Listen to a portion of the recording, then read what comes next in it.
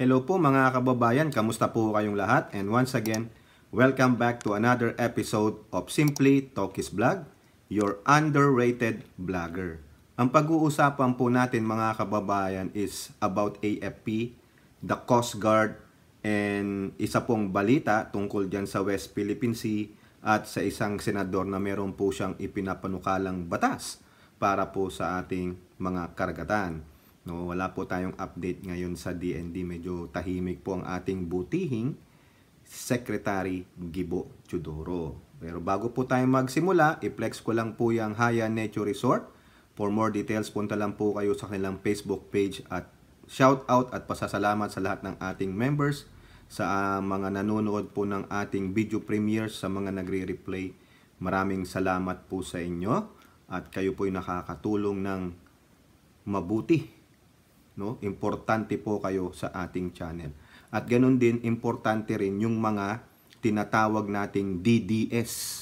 Hindi po ito yung mga Duterte diehard supporter.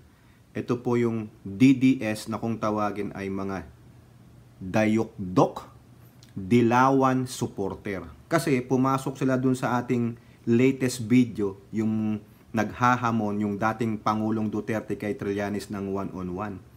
Na-touch natin si Trillanes, na-touch natin si De Lima, na-touch natin si Hontiveros, saka yung kanilang Mama Pink, si Lenlen. Nako, kung ano-ano pong pinagsasabi doon. Imbis na magkomento sa video, yung aking kagwapuhan ang tinira.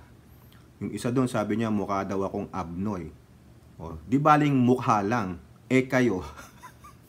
May presidente pa nga kayong abnoy. O di ba, sinimulan nyo yan ha, hindi ako nagsimula niyan, kayo. Yung isa naman, pati tawa ko daw, fake. O yan. Ano naman pakialam mo kung ang tawa ko ay fake? Di po ba? Bakit tawa expert ka na ba ngayon? Yan ang hirap sa mga dilawan no? Talagang mga kulang sa utak. Ang dami nyong diploma, no? Siguro mga diploma nyo legit, no? May mga PhD pa kayo, pero pagdating sa reasoning, bobo, bagsak kayo. Sinimulan nyo yan. Sinabi ko sa inyo, huwag kayong mag-ad hominem. Pero pasalamat tayo sa kanila. Dagdag views kayo, mga hinayupak kayo. Sinabihan ko na kayo dati. No? Komento kayo sa video. Tapusin nyo ang video, huwag mag-ad hominem. Para malaman natin kung meron nga kayong ganito utak o napatunayan natin mga kababayan. Yung mga DDS, mga Dilawan Dayukdok supporter, hindi po yan yung mga totoong DDS na Duterte. Yung mga DDS na Dilawan Dayukdok supporter, napatunayan natin sa video natin, nabitag natin sila. Wala silang utak. O di ba? Tatanungin pa ako, sino daw gusto kong maging mamuno ng bansa? Ano pa? Di panoorin mo yung video, intindihin mo, mag-analyze ka, mga bobo. Di ba mga kababayan? Ewan ko. Sige, pasok lang kayo sa video at nang matusta kayo, mag-comment kayo dyan. Pati daw tawa ko, peke. Anong pakialam mo? Peke ba yan? Peke ba yan? Abnoy daw ako. Kayo nga, may presidenteng abnoy, di ba? Mga mukong. Simulan na tayo. Unahin natin tong GMA News Online. Mga Dilawan, mga Dayukdok Dilawan supporter, makinig kayo ha. Bigay kayo ng komento dito. Yung matalinong pagkokomento. Okay? AFP inaugurates Naval Detachment on Batanes, Mabulis Island. Meron daw bagong naval facility doon sa Mabulis Island. A new naval detachment that will serve as headquarters for military troops was inaugurated on the Philippines' northernmost island of Mabulis on Wednesday. Yung mga DDS dyan, no? Yung mga Dilawan Dayukdok supporter, alam niyo naman siguro ibig sabihin ng northernmost. Mamaya, tanongin niyo naman ako. Di ba? Ito po sabi ni Armed Forces of the Philippines North Luzon Command Chief Lieutenant General Pernell Boca. This island underscored the strategic importance of this detachment. It serves as our watchful sentinel in the northernmost beaches of our maritime borders, ensuring the security and sovereignty of our homeland. Ayan. Ito daw po na Mabulis Island Ito po yung pinakamalapit na sa Taiwan, no? This is among the 13 islands in the northern Luzon where sovereign markers were placed to identify them as part of the territories of the Philippines. Tama po yan. Kasi itong mga Chekwa, makarinig lang yan, uy, may lumutang na isang pirasong lupa. No? Maski na ang size lang ay gakulangot ng ilong nila, pupuntahan nila yan. Agawin nila maski na hindi sa kanila yan. Kaya tama po ito. Siguro dito, ang naririnig na nung mga nandito sa island na ito, sa Mabulis, ay ching chung chung chung chung tung ni hao ni hao ni hao. Malapit na po sa Taiwan. Baka mostly yung radio frequency nila nakuha imbis na yung mga Wish 107.5. Ang nakukuha nila ni hao ni hao ni hao. Alam nyo kung sino lang mga nakatira doon? 16 government officials at ilang military uniform personnel. Ang lungkot ng buhay niyo. Parang pag naipunta ka dun, masama ba akong tao? Ba't ako pinunta dito? Parang parusa no? Biri mo 16 lang kayo lang magbobolahan doon. Akawa naman to mga to.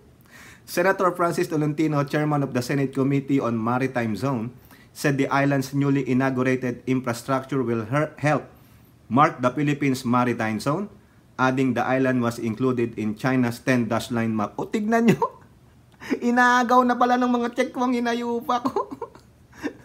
Yung panghuling dash papuntang Taiwan Strait, nandun si Mabulis. Mabulis is very strategic and significant. Correct. Yan na yung vantage point natin, hindi lang sa weather disturbance, climate change, protection of our fisher folk, kundi our territorial integrity. Tama po siya dyan. Agree ako dyan. Di po ba? Ito pa sabi nung kanilang governor. Meanwhile, Batanes Governor Marilu Caico said some illegal poachers were previously seen on the island due to its proximity to Taiwan. Nangingisda sila dito tapos yung iba siguro corals pwede nila makuha pero di namin nakikita. Kadalasan isda ang kinukuha nila dito. Tsaka siguro coconut crabs. Yan. Nabawasan na yung pumupunta. May nakikita pa sila pero sa laot na. Okay, so ingatan nyo po yung atin No reports of Filipino fishers being harassed had been reported on the island. Meron din kaming pangamba pero dahil dinidevelop ito, mas panatag kami ngayon. Siguro, yung EDCA site pwede pag-usapan. Tinutulungan kami ng US Embassy at wini-welcome namin ang balikatan exercise dito. Correct, mabuhay ka po, Governor, hindi nung katabi mong bayan dyan, yung katabi mo sa Region 2. Ito po, sabi dito, other infrastructure projects being eyed for the development of Mabulis Island are the construction of a Pag-asa weather station and an office of the Department of Agriculture. Correct. Ayos yan, pero 16 lang kayo. Saka ilang military uniform personnel. Ang lungkot mo dyan, parang may lungkot sa iyong mga mata. Tila mayroong kang dinadama. Asahan mong mayroong kang kaibigan. Siyempre, 16 kayo, plus yung military personnel. Tapos kantahin mo yung kanta ng E-Heads, yung kailan. Kailan ko, ano yan? Basta ganun, yung nasa, para kang preso. Hanapin nyo na lang yung awit, nakalimutan ko Okay, next, punta tayo ng Philippine News Agency. Kung kanina, di ba naval yon, about Navy, Naval Detachment, eto rin, si AFP chief naman ang nagsabi. Go beyond limits in protecting Philippines, Browner tells Navy Air Troops. Yun yung mga Navy sila, pero mga Navy pilots ang tawag diyan. Armed Forces of the Philippines Chief General Browner Jr. urged all pilots and personnel of the Naval Air Wing to go beyond their limits in protecting the country's vast maritime territories. Quote, "May we forever prioritize safety as a cornerstone of our operational success. Together we will uphold the core values of the Navy Air Wing, soaring safely towards unparalleled excellence. I would like to challenge you to try to surpass the limits that you have set for your unit. Correct. Yan po yung 76 founding anniversary ng Navy o Naval Air Wing dyan po sa Sangley Point sa Cavite. Browner also acknowledged the difficulty of the job of Naval Air Wing aviators, especially their flying missions to defend and protect Philippine territorial integrity. He also lauded the NAW for its swift response and crucial support for the ground forces during the Marawi Siege, which celebrated the 6th anniversary of its liberation on October 17. The NAW fulfills a vital mission in ensuring the safety and security of our nation's airspace and maritime territories. Through relentless training and an unwavering commitment to safety, the NAW has rightfully earned its reputation as a dependable and formidable force of the Philippine Navy. Congratulations po mga sir, saludo po sa inyo, no? Go beyond your limits in protecting our country. Good job. No, eto pa po. Eto pa, usapang Navy to. The Manila Times. Navy deploys drone to secure Malampaya. O maalala nyo yung Malampaya na yan. Yun yung sa ano natin, meron dyan yung drilling, di ba? Gas power dyan, no, sa Malampaya. Bakit nag-deploy ng drone ang ating Navy, no? Eto po. The Philippine Navy has deployed a surveillance drone as part of its effort to secure the Malampaya natural gas to power and other oil fields of Palawan in the West Philippine Sea against intruders to ensure uninterrupted operations. Siguro mapapaisip kayo. Sino ang mga intruders dyan? Di ba nasa West Philippine Sea yan? Along the coast of Palawan. Alam nyo na kung sino. Sinakop nga ng 10 dash line eh. O, di ba? O, Malampaya gas field located 65 kilometers northwest of the island of Palawan. Supplies 35% of Luzon electrical power needs. Kaya pala eh, no, gustong-gusto ng mga Tsekwa agawin niyang ating West Philippine Sea. Kasi nga, tignan nyo, gas. At ngayon, meron pa dyan sa ibang parte ng ating mga shoal sa West Philippine Sea inside our exclusive economic zone, trillions of dollars in gas production or oil. Inayupak na yan, gustong nakawin ng mga Tsekwa. Palawan Base, Western Command of the Armed Forces of the Philippines said that it has deployed the Philippine Navy's Maritime Unmanned, wala daw ano yun, kumbaga, ang nagko-control, siyempre drone, di ba, nasa ground.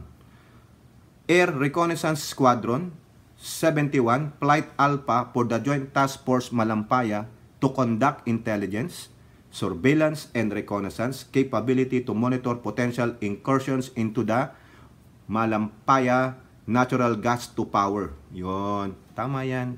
No? Dagdagan nyo pa po ang pondo ng AFP. No? Para po lalo pa silang makagawa ng kanilang intelligence, surveillance, and reconnaissance. Ang tawag nila ay ISR para makabili pa ng mga makabagong kagamitan. According to Westcom, Flight Alpha can provide a sustained and real-time operating pictures of Malampaya to natural gas power platform and appendages within its 5 nautical mile radius exclusion zone. Unmanned aerial reconnaissance could provide extensive monitoring information to other oil and gas stakeholders, such as the floating production, storage, and offloading vessels, Rubicon Balanghay, operated by Tamarin Resources in the Galic Oil Pit. Ang dami palang mga dyan Ang dami dyan In 2020, the Galic Oil Field produced 694,673 barrels of oil, higher than the projected 688,000 barrels despite the effect of the COVID-19 pandemic. Abay, ang dami palang naghuhukay dyan. No? Ayos to. Maganda po yan, tama yan. No? Ayos, bantayan nyo po. Alam nyo naman yung mga Tsekwa na yan, hanggat makakaano yan, silang naman ng aagaw dyan sa ating West Philippine Sea, sa ating exclusive economic zone. Hindi lang po mga isda, mga corals, kundi yung isa sa pinaka ginagamit ng tao, ang oil at gas. Okay? So alis po tayo dyan sa Navy, no? Magandang balita po yan sa atin, no? May bago tayong naval facility dyan sa Mabulis Island of the Batanes, no? Yung founding anniversary ng Naval Air Wing, no? Tapos yung ng drone diyan po sa ating mga gas drilling diyan sa coast of Palawan. Okay? Punta naman tayo dito sa threat ng mga terorista. Pero AFP pa rin. Sa Philippine News Agency, AFP sees no threat from Philippine terror groups amid Hamas attack calls. So, ayan po yung sinasabi ni AFP Chief Browner. Wala daw po silang nakitang threat sa mga teroristang mga nandyan, no? Dahil nga po sa ginawa ng militanteng grupong Hamas diyan po sa Israel-Hamas war. Okay? AFP Chief Romeo Browner on Thursday said no local terrorist groups in the country seem to be supporting Palestinian militant group Hamas call for Muslim all over the world to join them in their cause. Buti naman. Saka alam ko po, yung mga ating pong kababayang Muslim, no, hindi naman po sila siguro ganun ka yung hindi nag-iisip. Siguro alam din ng mga leader po nila yan, no, na hindi po sa akin lang po, hindi po katanggap-tanggap yung action na ginawa ng militanteng grupong Hamas. Bago nyo tignan yung the after effect, yung muna pong pinagmulan ng gera na yan. Sino ba ang unang lumusob at anong ginawa nila? No? Video evidence. O ngayon, tapos kayo, susuporta kayo diyan sa mga ganyan dahil sabi nyo na daw yung isang hospital. Napatunayan naman po na alam nyo na. Diba? Hindi na natin na-elaborate yun. Magbasa na lang palo kayo ng mga balita o manood kayo. Tuon tayo dito sa local terrorist natin. Initially, this is concerning for us because of the experiences that we have when it comes to terrorism. But as we monitor the situation in the country, we are happy to note that so far there are no indications of any terrorist groups. Correct. Heading the calls of jihad. Malabo po yan. No? Sa hirap ng buhay ngayon, kaguluhan, wag nyo nang dagdagan pa. No?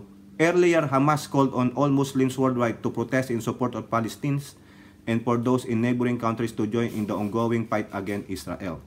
Ito po ang sabi ni AFP Chief. They assured us that they have not monitored any terrorist groups or even individuals attempting to wreak havoc or do any terrorist activity. We have alerted our commanders nationwide for the AFP and the National Police to be alert, to be on the lookout for any of these possible spillovers on the events that's happening in Gaza. O nga, yung spillovers, sinabi rin niya ni DND Chief. Yung mga copycat, kasi nga, simula doon, meron talagang mga, alam nyo na, makikigaya lang, manggugulo lang, ayan. Browner said they have yet to receive any intelligence report regarding entry of foreign terrorists in the Philippines. As of the last report that we have, there are no more foreign terrorists in the country. Correct. Tama po yan. Tapos dito, sinasabi lang na expanding their cybersecurity, na i-vlog na po natin ito. No? So, wala pong local threat ng mga terrorist sa bansa ang yung umaayon dito sa panawagan ng mga militanteng grupong Hamas. No? Balik pa ulit tayo dito. Dagdagan na natin ito. No? Sa balita ng Manila Bulletin, Philippines, China, military training program under review over water cannon attack. Yan. The Armed Forces of the Philippines has stopped the deployment of military officers to China for a military exchange program after Chinese vessels fired a water cannon against Philippine supply boats in the West Philippine Sea back in August. Correct, di ba nga na-discover nga na meron nga talagang training doon yung mga ginagawa ng ating mga Philippine military personnel sa China. Natural lang naman yan, mga exchange even dito sa mga western countries. Pero ito, mahirap na, di po ba? AFP Chief of Staff Romeo Browner revealed this as he confirmed that the training program established under the 2004 China-Philippines Memorandum of Understanding on Defense Cooperation is currently being reviewed. Quote, the suspension of sending Filipino troops to train in China is in reaction to August 5th water canoeing. Oh, yan. Kano yan. It can be recalled that a China Coast Guard vessel used a water cannon against 2 AFP chartered boats bringing supplies to Filipino soldiers on board BRP Sierra Madre. Ayan. According to Browner, the AFP has started sending 5 officers to China to train yearly since 2007 under the purview of the MOU, yung Memorandum of Understanding. So far, a total of 74 officers have already been deployed to China as part of the training program. But since the water cannoning earlier this year, the Philippines has to pause, step back. So meaning hindi po sila magpapadala ng mga ating mga military officers doon. Okay? As for Chinese officers studying in the Philippines, Browner, they could not control the things that they have been reporting to their government. He, however, assured the public that all the foreign students, not just Chinese, are not exposed to the country's state secrets. Correct. Pero ang sabi po nila, di ba, yung naglagay daw po dyan ng mga satellite communication devices dyan sa loob po ng ating military base, checkwa. Ingat kayo. Baka nakikinig na sila sa inyo dyan, no? Nahahak na kayo. Kaya mga Chinese made Eto pa po, latest ito, no? Alis na tayo doon. Ngayon, pupuntahan natin yung pinakamakatandang nagtatrabaho sa linya ng mga Philippine Navy. Pinakamatanda na to. Ano yon? Ayan, no? GMA News Online. Philippines starts repair on BRP Sierra Madre. Akala ko nung nabasa ko to, akala ko, itutow na at papalitan ng bago. Hindi pala, i-repair pa rin. Kaya sabi ko sa inyo, pinakamatanda na. Matanda na to. Dapat na decommission na to. Yung mga kasama niyang barko, wala na Kumbaga, naging museum na lang sila. Tourist attraction na lang. Siya, nagtatrabaho pa rin. Awawa naman. Eto. The Philippines has started superficial repairs to the rundown BRP Sierra Madre grounded in Ayungin Shoal. No? The Armed Forces of the Philippines said materials for repairs were being delivered to the dilapidated. Kayo na po ang bahalang mag-research kung ano pong ibig sabihin ng dilapidated naval ship. Sobra naman mag-report itong GMA na to. Dilapidated. Ano yan? Talagang ginanon naman. Yupi na ba yan? Hindi na ba yan? Parang accordion folder ba yan na ginanong ganon? Dilapidated Quote, it was sad to see the state of the living conditions. Talaga naman. It's so sad. Pangulong Bongbong, DND chief. Sige na, maski na maliit lang na frigate, ilagay nyo dyan. I-retire nyo na po si BRP Sierra Madre. Yung mga kasamaan niya, wala na. Diba? Nilagyan na lang ng tombstone sila. Siya, hey, I'm still here, kicking and alive. Kaya ulitin ko, pinakamatanda sa hanay ng Philippine Navy. Yung mga ibang sundalo nag-retire na siya, hindi pa. ngayon i-repair pa siya. Kumbaga, sa mga senior citizen, tatanggap na to ng mga 80,000 Di ba? 80, 90, 100. Siya, baka abutin niya pa yung century niya. Tatanggap siya ng 100,000 pesos. Yan yung kinaaasaran ng mga dilaw, yung tawa natin. Fake daw yung tawa natin. Pakay mo. Di tumawa ka ng totoo, gunggong. Ayan. We're trying to improve that by making sure they have at least decent sleeping facilities. Decent dining facilities. Internet. Paano yung hygiene? Yung kanilang restroom. Hindi mo naman sinama dyan. Sleeping facilities, dining facilities, internet, mahalaga, internet communication. Pero paano yung hygiene? Ikaw naman, no?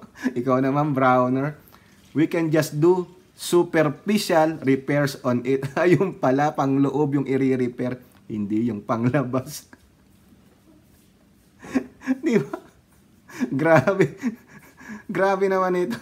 Akala ko talaga papalitan yung pala, i-repair lang yung kanilang sleeping quarters, yung kanilang kusina, yung gali, saka yung internet.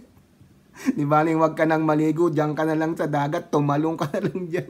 Diyan ka na rin diyan ka na rin, no, gamitin mo yung inodoro ng mga dilaw. Di ba, mga kababayan? O, ito pa po. Sama-sama na to, no? It's all about the AFP. O, ito, sa Inquirer.net. Ha? Latest ito. Noong lang tong Thursday. Philippines, US, agree to 63 more projects inside all EDCA sites. Nako, magagalit na naman dito yung mga taga-Nation Building Network. Magagalit na naman si Lobin. Anong ginagawa mo, Browner? Bakit meron na namang 63 more projects? Ayan. Lalo na yung isa dyan, si Boy Girl. Walang iya ka, BBM. Pinahamak mo kami sa gera. Eto pa. No? Mga nek-nek ninyo. Mamatay kayo sa inggit. The Philippines and the United States have approved 63 projects inside the 9 Enhanced Defense Cooperation Agreement or known as EDCA sites in the country. Ayan po ang sabi ni AFP Chief. There are additional projects, Browner said in a media forum in the Thursday. As we discussed with our counterparts, we are adding 63 more projects to the EDCA. According to Browner, the projects will include the construction of roads, warehouses, and drainage system inside EDCA sites. Oh, wow. Ay, kung magbe-benefit naman, no? The APG also said Manila and Washington have not yet tackled increasing EDCA sites in the country. We still have a lot of things to do, a lot of facilities to build. We have to make sure these are secure. We haven't really talked about the additional EDCA sites yet. Naku, pag nagdagdag kayo dyan, malaki na naman ang ano. Lalong may magngangaw-ngaw dyan ng mga nation building. EDCA sites are inside Philippine military base in which U.S. forces are allowed to rotate and store defense equipments and supplies. Ayan. Ano po ba yung mga nadagdag na 4 na EDCA location? Sa Gamo, Isabela, Lalo, and Santa Ana Town in Cagayan, and Balabac, Palawan. Ayan. 3 of these new sites, those in Cagayan and Isabela, are relatively near Taiwan. Meanwhile, there are 5 EDCA sites located in Palawan. Pampanga, Nueva Ecija, Cebu, and Cagayan de Oro. Wala silang reklamo. Ang nagre-reklamo lang, yung taga Cagayan. Ayaw niya eh. May mukhang mas bet niya ang mga ni hao. Eto pa. Isama lang natin ito, no? Inquirer.net. More Philippine US exercises versus risky China moves. Risky China moves daw. Sino nagsabi niyan? No? More similar cooperation can be expected between the Philippines and the United States as the latter, yun daw United States, intends to maintain the rule of law in the South China Sea, according to U.S. Ambassador to Manila, Mary Kay Carlson. Quote, the United States will sail, fly, and operate everywhere international law allows. And that includes sailing in the South China Sea in combination with our friends and partners, and especially the Philippines. Talagang inaalagaan niyo ang Pilipinas. Ano bang inyong interest diyan?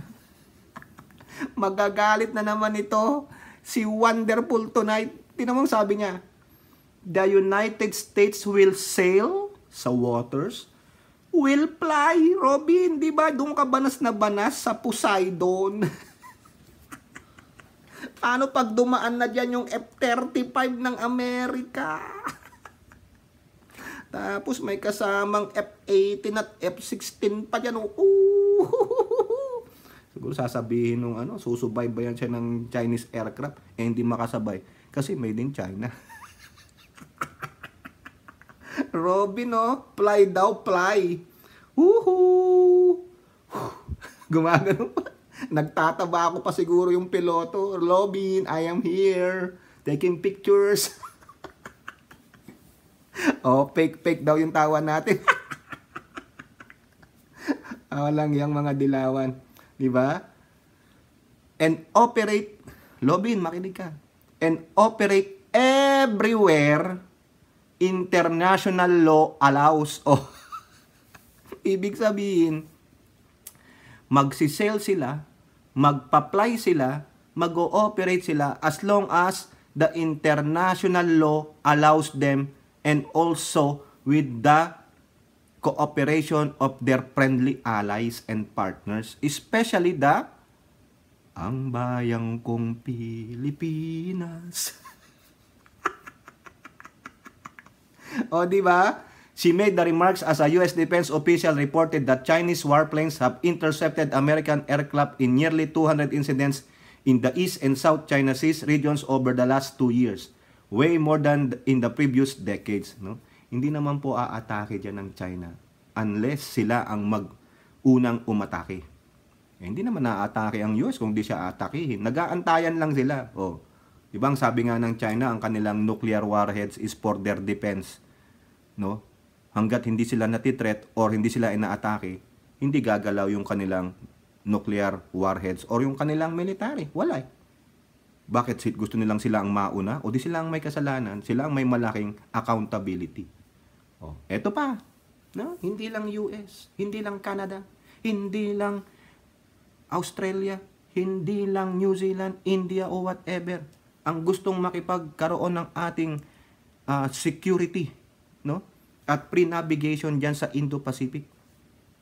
Ito, sa Manila Bulletin, EU, European Union wants increased security engagement with Philippines. Ayun po ang sabi ni AFP Chief of Staff. The European Union is interested to expand its security engagement with the Philippines.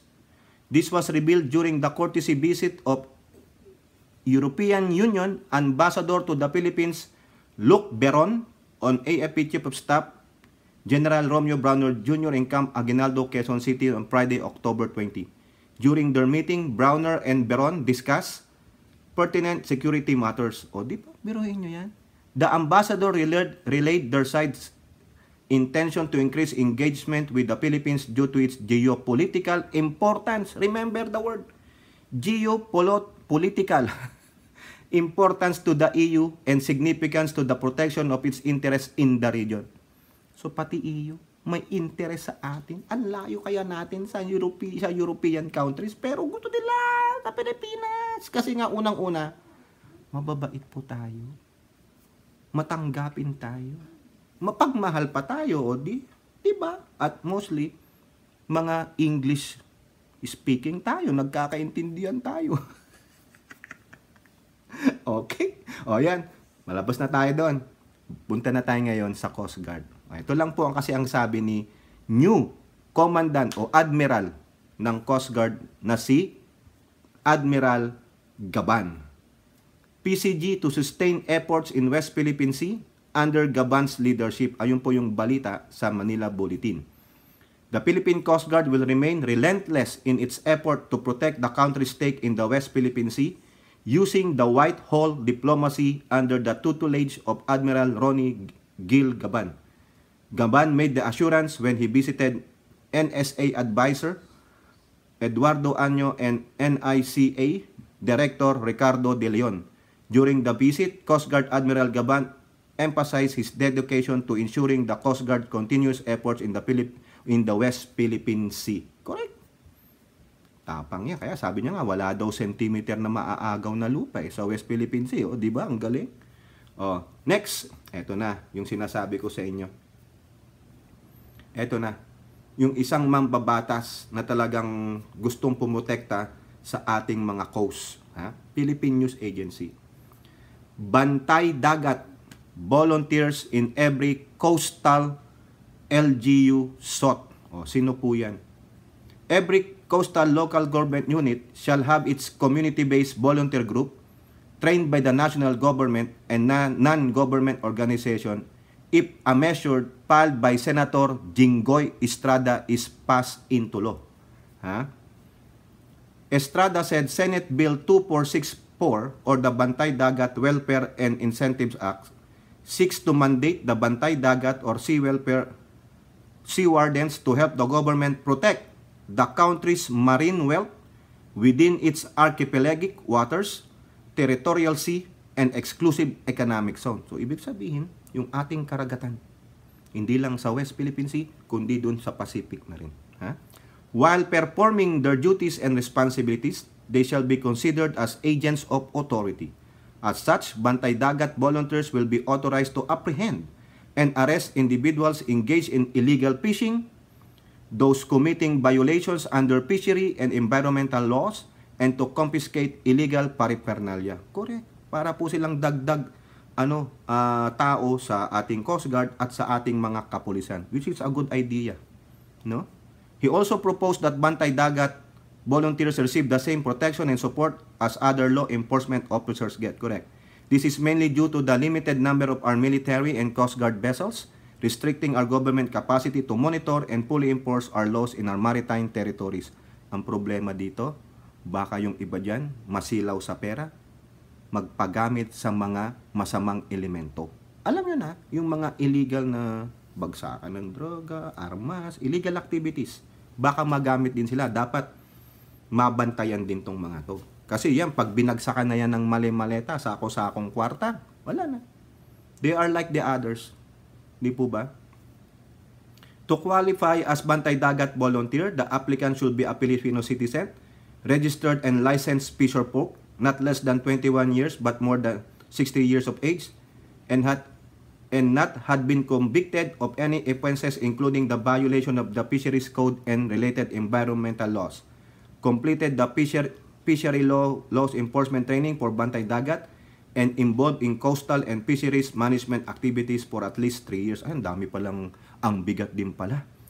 Every volunteer shall have insurance and PhilHealth coverage, hazard allowance, subsistence allowance, night shift allowance, provided with training, education, and career enrichment, granted second grade civil service eligibility after continuously rendering 5 years of service, pre-legal services, and preferential access to loans. Ayun po yung mga benefits ng makakapasok dito sa Bantay Dagat volunteer.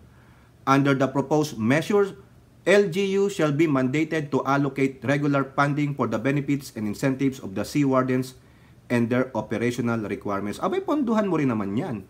Uy, ikaw, Estrada, kawawa naman ng LGU. Saan nila kukunin yan? Paano yung ilang LGU hindi gano'n nag-generate ng income sa kanilang bayan? Kailangan may tulong ang national government. Ikaw naman, no? Panukala ka ng batas, kulang ka sa pondo, paano gagalaw yan? Di po ba? Yun lang, at least maganda. Kayo po, na gustong maging Bantay Dagat volunteer, nakita nyo naman, binasa natin yung mga benefits, saka yung qualification. So, siguro pag naging batas yan, i-debate pa yan sa plenary. Alam ko, ano pa rin sila, hindi pa bukas no? Yung session, parang bakasyon ba sila? Hindi sila totally bakasyon, yun lang sa plenary. No, yung mga debate, anuhan ng mga pagbasa ng mga batas, kasi nagtatrabaho pa rin sila, may budget hearing pa Di po ba? Correct me if I'm wrong. Ito po, last na po ito na article. Dito po sa abogado.com.ph, nakita ko lang po ito. Kasi itong article na to related sa West Philippine Sea. Bakit? Bureau of Immigration nubs Chinese nationals working without proper documents in Palawan. Ano meron sa Palawan? Di ba merong tayong malampaya dyan? Saka yung mga mangingisda. Paano sila nahuli? Ito. The Bureau of Immigration has arrested 5 Chinese nationals who were working in Palawan without proper documents, with some of them claiming to be Filipinos. Ay, nako! Alam nyo magandang gawin dyan kung Pilipino sila? Ipaano nyo yung panatang makabaya? They were working in fisheries near naval facilities o naval bases. Wow, baka nga hindi mga yan, mga spy yan.